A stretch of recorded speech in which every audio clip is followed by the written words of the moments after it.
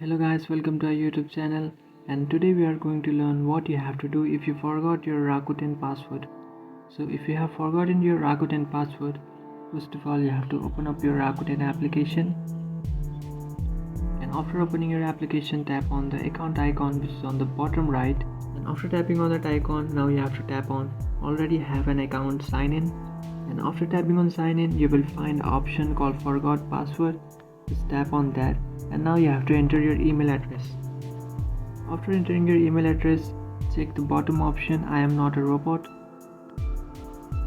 and then tap on reset password. Now you will receive a 6-digit code on your email address, so just enter the 6-digit code over here.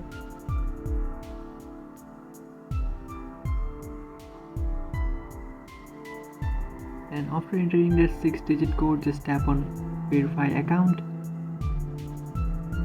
So after tapping on that, now you can create a password.